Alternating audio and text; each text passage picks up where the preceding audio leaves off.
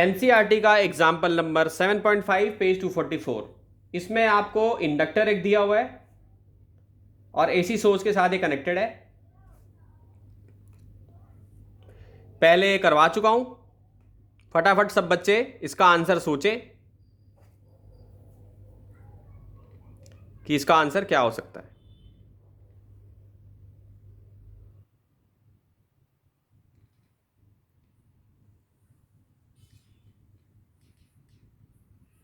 AC source है और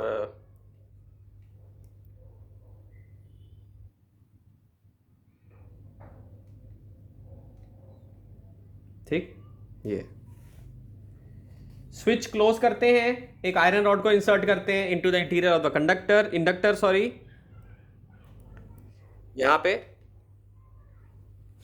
ठीक, फ्लो इंक्रीज करेगा, डिक्रीज करेगा, अनचेंज रहेगा जैसे ही आयरन रॉड हम इंसर्ट करते हैं। तो इसका आंसर आप लोग को देना है। फटाफट सोचिए क्या होगा। ये इंडक्टर क्या करता है, कौन सा रेजिस्टेंस देता है, एक्सी देता है, और सॉरी एक्सएल देता है। ठीक है, इंडक्टर है ना ये, एक्सी तो कैपेसिटर देता है, तो एक्सएल देता है यहाँ पे। सॉरी गलती से एक्सी बोल दिया मैंने, एक्सएल देता है। तो एक्सएल का फॉर्मूला होता है ओमेगा इंटू एल। ठीक, और ओमेगा क्या हो जाता है तुम्हारा 2 पाई एफ इंटू एल। ठीक, तो रॉड इंसर्ट करने से क्या मैग्नेटिक फील्ड बढ़ेगी? क्या रॉड के इंसर्ट करने से मैग्नेटिक फील्ड बढ़ेगी? तो यस, मैग्नेटिक फील्ड बढ़ेगी। ठीक, तो मैग्नेटिक फील्ड के इंक्रीज होने से मैग्नेटिक एनर्जी भी बढ़ेगी। मैग्नेटिक एनर्जी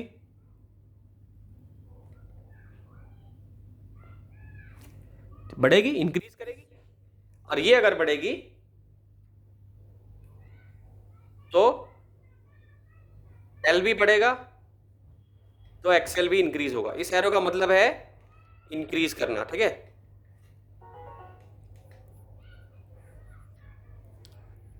तो ये भी इंक्रीज करेगा।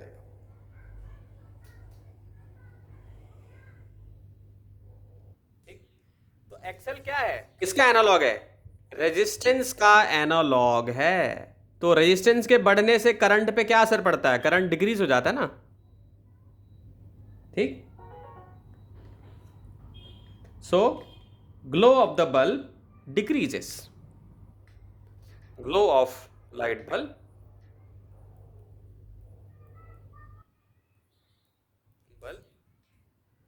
डिक्रीजेस। बच्चों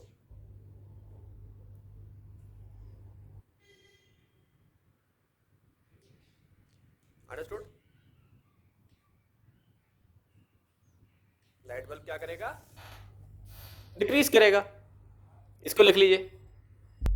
ठीक है, तो क्वेश्चन नंबर 7.4 है एनसीईआरटी का, पेज 266 पर दिया हुआ है, अनसॉल्व है। हम जो टॉपिक कर रहे हैं उससे रिलेटेड ये क्वेश्चन है।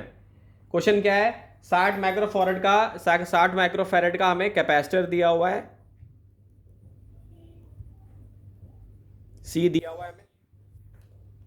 ठीक, 110 वोल्ट सप्लाई से कनेक्टेड है ये,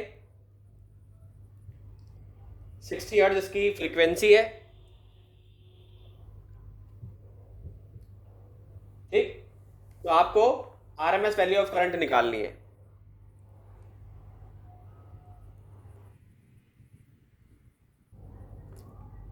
सो I equal to V upon R होता फॉर्मूला।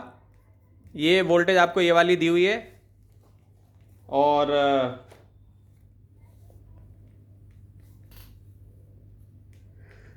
एक्सी नीचे ले लोगे इसका एनालॉग जो है, क्योंकि आरएमएस कौन सा डीसी वाला होता है ना। एक्सी का फॉर्मूला आप लोगों को पता है क्या होता है? एक्सी का फॉर्मूला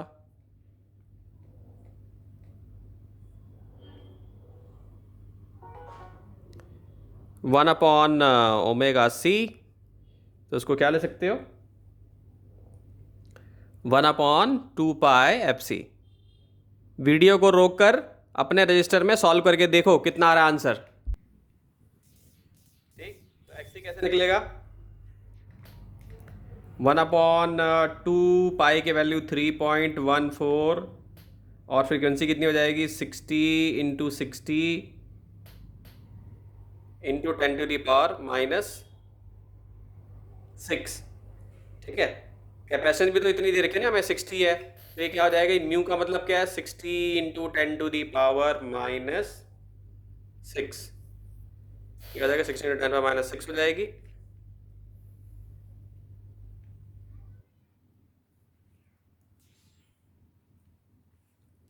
तो क्या हो जाएगा XC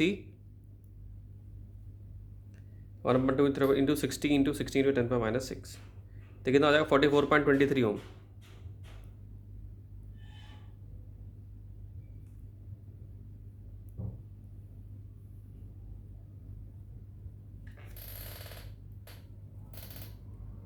ठीक है,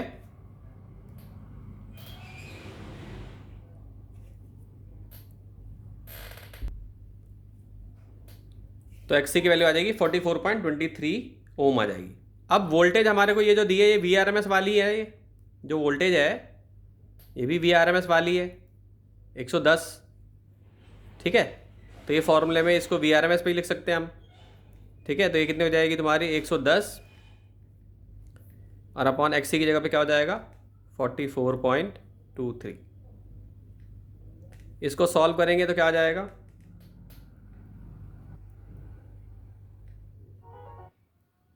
2.49 एम्पियर।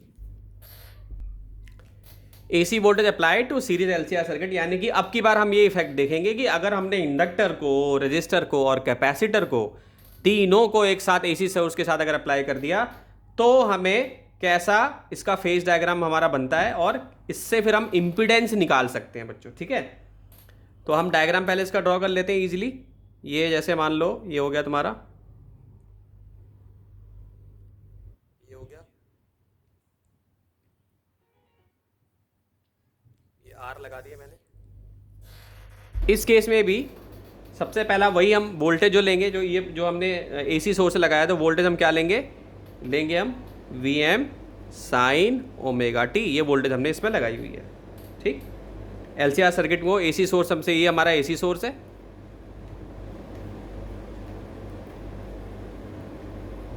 ठीक, इसकी भी डेरिवेशंस आती है जिसमें कि तुम्हें इंपेडेंस निकालने के लिए बोला जाता है।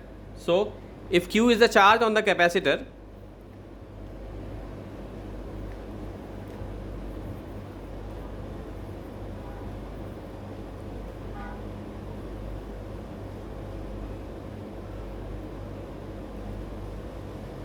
ठीक, and I is the current at time t,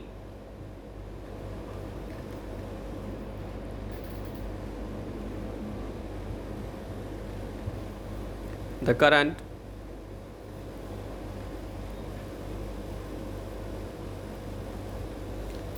at time t, और इसमें जो L है वो रेजिस्टेंस का काम करेगा, C रेजिस्टेंस का काम करेगा। तो जो हमने पहले अलग अलग जो डिराइव करी हैं, इसमें हम क्या करेंगे L di/dt plus IR plus Q/C, और ये क्या हो जाएगा V।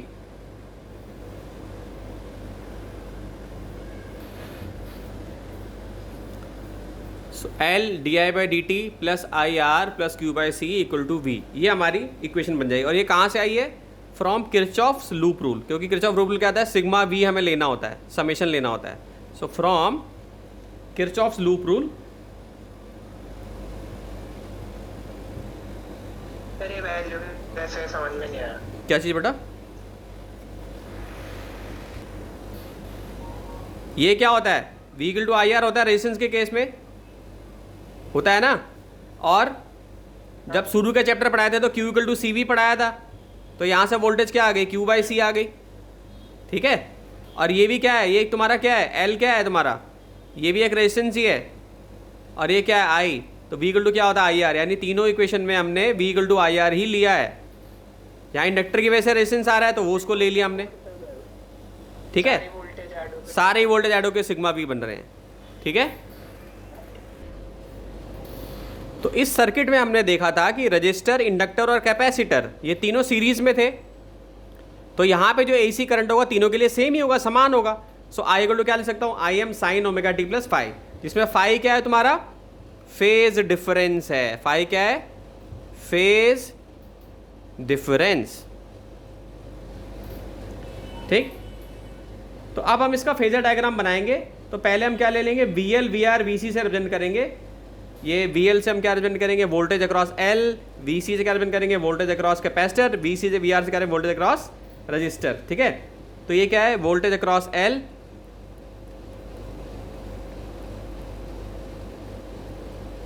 ये वोल्टेज अक्रॉस C,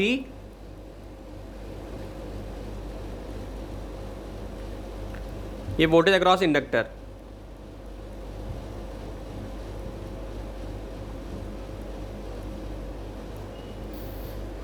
ठीक है बच्चों, voltage across L, voltage across C end voltage across inductor. Clear?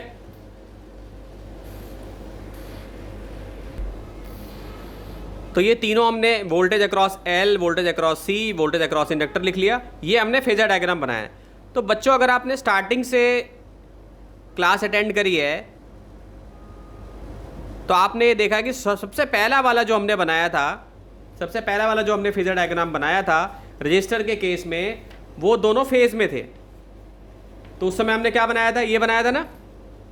ठीक है, करंट और रजिस्टर जो थे, रजिस्टेंस जो था वो सेम फेज में थे। तो ये देखो, ये डायग्राम पहला वाला आ गया उससे। फिर हमने क्या बनाया था, इंडक्टर के केस में क्या बनाया था हमने, है बच्चों, इंडक्टर के केस में ये देखो, यहां से अगर देखो आप, तो इंडक्टर के केस में हमने क्या बनाया था, वोल्टेज हमारी क्या करती थी इंडक्टर के केस में, π/2, हाँ π/2 लैग करती थी। Current lags the voltage by π/2। ठीक, तो देखो डायग्राम में आ रहा है क्या, करंट लैग कर रहा है क्या इंडक्टर के केस में, पीछे चल रहा है ना, पीछे चल रहा है भाई। ठीक, वोल्टेज आगे है और करंट पीछे है, वोल्टेज आगे है और करंट पीछे है।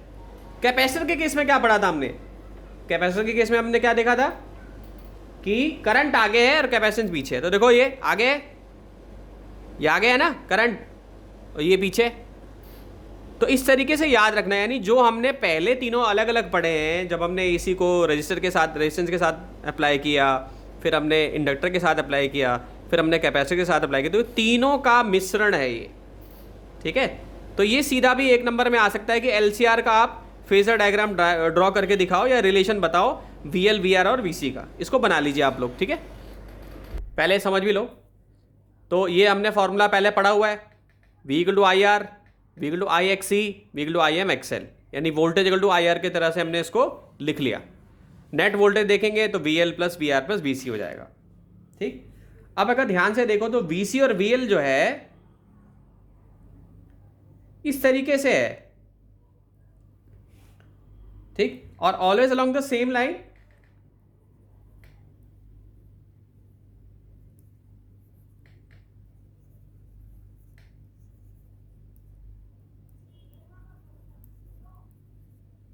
ठीक है बच्चों, एंड इन अपोजिट डायरेक्शन।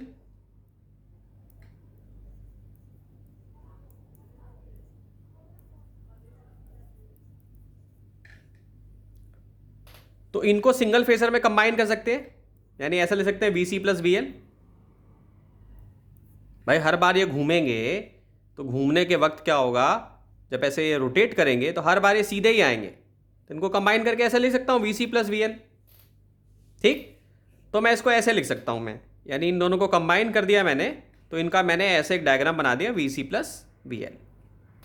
ठीक, कर सकते हैं ऐसे भाई, और ये ऐसे लाइन खींच दी मैंने यूँ।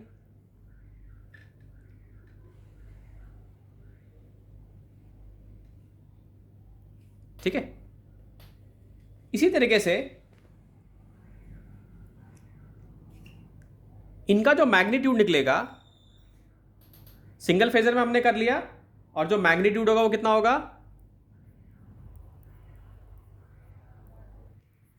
VCM - VLN। ठीक, तो यहां से एक लाइन ड्रॉ कर दूंगा, ये मेरी वोल्टेज होगी, यहां पे मेरे को VR मिल जाएगा, और यहां पे क्या मिल जाएगा, VCM minus V L M, और यहां से आता क्या है, वी आर एम है। ठीक, तो इसमें जो नेट है वो तुम्हारा हाइपोटेन्यूज है, क्योंकि यहां पे 90 का एंगल बन रहा है ना, तो वी जो है वो आपका हाइपोटेन्यूज है। ठीक, सो वी क्या है यहां पे, हाइपोटेन्यूज है।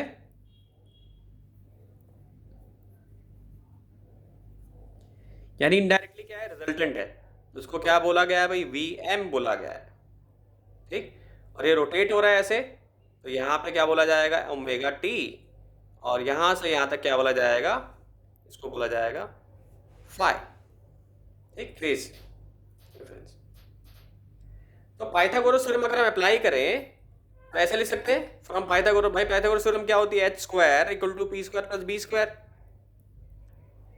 एच स्क्वायर की जगह पे क्या है यहाँ पे, वी एम का स्क्वायर है, परपेंडिकुलर की जगह पे क्या है यहाँ पे, वी आर एम का स्क्वायर है।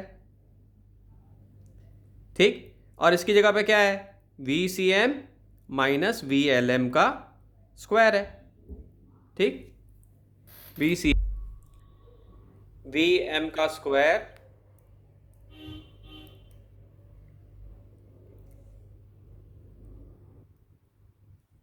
Equal to V R M का square plus V C M minus V L M का स्क्वायर।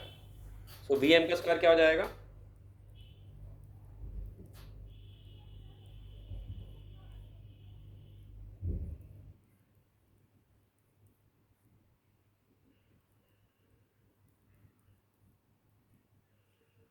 ठीक है। अब इसको आई एम तो देखो दोनों में कॉमन ही आ जाएगा, तो इस पूरी इक्वेशन कैसे लिख सकता हूँ, आर स्क्वायर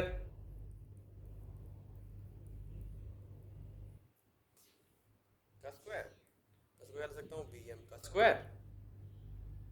ठीक, तो वी एम का square upon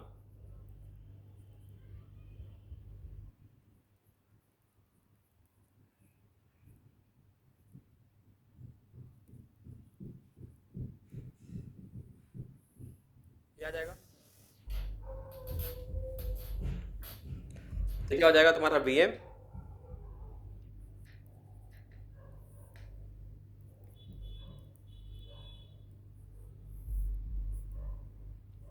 are square plus X E minus X L का स्क्वायर। ठीक है बच्चों, तो I equal to V by R होता था, तो यहां पे आर का एनालॉग क्या हो गया, ये हो गया तुम्हारा पूरा, ये अंदर ही है। ठीक है, बाहर नहीं है, अंदर की तरफ है। ठीक, तो इसको बच्चों हम इम्पिडेंस कहेंगे। ठीक है, ये सब पूरा जो नीचे वाली टर्म में क्या कहलाएगी, इम्पिडेंस। तो ये डिराइव करने के लिए आएगा, derive the impedance equation for LCR circuit. Okay, इस पर क्वेश्चन आएगा, तो आपको ये पूरा डिराइव करना पड़ेगा। तो इम्पिडेंस को हम रिप्रेजेंट करेंगे किससे, जेड से। ठीक है, तो जेड क्या हो गया यहाँ पे, ये हो गया आर स्क्वायर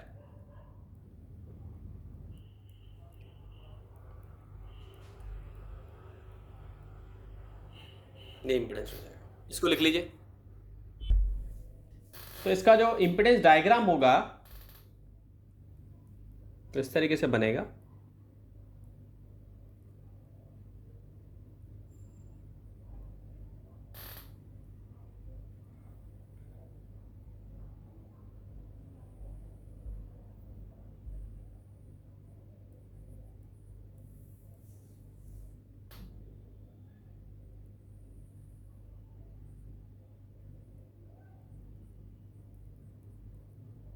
जड़ हो जाएगा,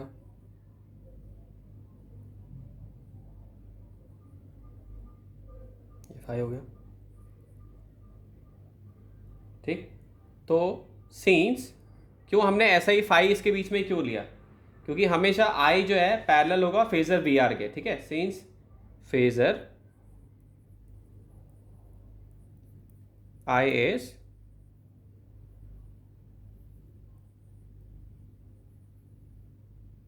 parallel to phasor V are,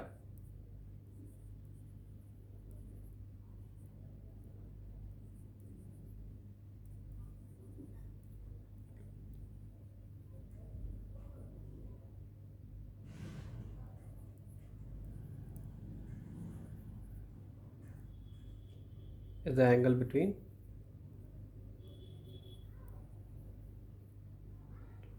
we R and we.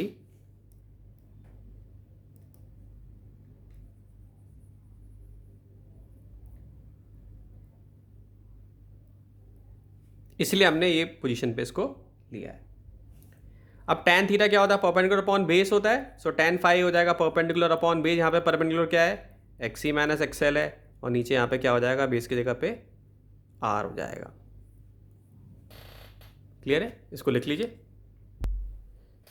तो ये क्वेश्चन बच्चों 2008 में आया हुआ है सीबीएसई बोर्ड में दिल्ली में। ठीक, तो इम्पिडेंस निकालना है, बड़ा इजी क्वेश्चन है ये। लेकिन इसमें कंफ्यूजन क्या होगी कि आप लोग ये सोच रहे हो कि सर आपने तो इंडक्टर, कैपेसिटर और रजिस्टर तीनों बताया है, तो यहाँ पे तो केवल इंडक्टर और रजिस्टर दिया है। तो कोई बात नहीं, इंडक्टर रजिस्टर दिया तो इंडक्टर रजिस्टर ले लोगे। यानी कि जो आप पहले ये लेते थे इक्वेशन, ये बनाते थे आप, जो है इसमें केवल आप वीएम में क्या दिखा दोगे? आई एम आर का स्क्वायर दिखा दोगे और आई एम एक्सएल का दिखा दोगे केवल। ठीक है, कुछ घबराने की जरूरत नहीं है, यानी जो दिया है बस वो ले लेंगे हम केवल। ठीक, तो आई एम एक्सएल का स्क्वायर दिखा दोगे। तो जो इंपेडेंस की इक्वेशन आती थी, उस इंपेडेंस की इक्वेशन में क्या आएगा फाइनल? केवल ये आ जाएगा, J equal to root over R square plus XL का स्क्वायर। भाई एक्सी नहीं है तो एक्सी नहीं है। ठीक, और अगर इसी क्वेश्चन को घुमा के पूछा जाए और ये बोला जाए कि इंडक्टर की जगह पे कैपेसिटर दिया हुआ है, तो क्या हो जाएगा? आर स्क्वायर प्लस एक्सी का स्क्वायर हो जाएगा। 3 क्वेश्चन बन गए तुम्हारे। एक क्वेश्चन तो होगा जिसमें तीनों ही होगा, उसका डेरिवेशन मैंने करा दिया। एक तुम्हारा सीधा ये पूछेगा इंडक्टर रजिस्टर, तो आप ये एक्सप्रेशन डिराइव कर दोगे, हो जाएगा इजीली।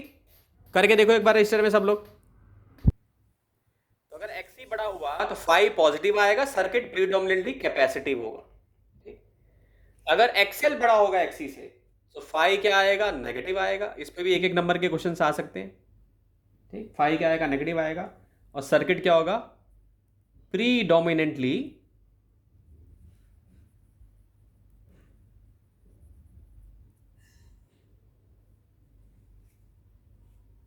इंडक्टिव हो जाएगा। ठीक है,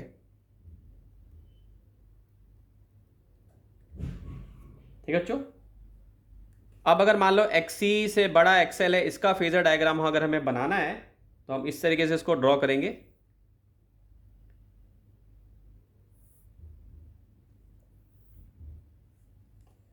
ये वोल्टेज हो गया,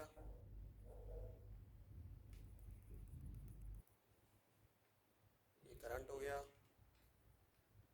ये फाई हो गया, ये ओमेगा T1 हो गया,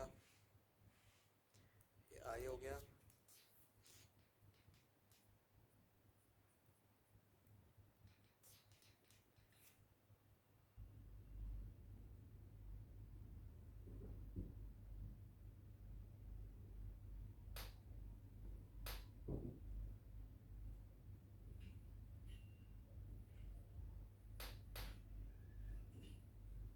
ठीक है, और ये हमारी वोल्टेज होगी। ठीक,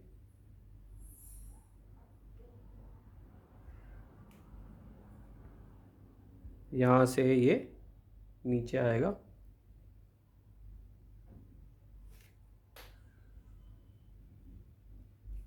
ये बच्चों पूरा ड्रॉ करने के लिए आएगा आपको एग्जाम में, आपको याद होना चाहिए, रीजनिंग भी पता होनी चाहिए। ये यहाँ से यहाँ तक आएगा, ये पाई हो गया, ये ओमेगा T1 हो गया, ये हो गया आई, ये 2 पाई हो गया, ये ओमेगा T हो गया, यहाँ पे पाई हो गया।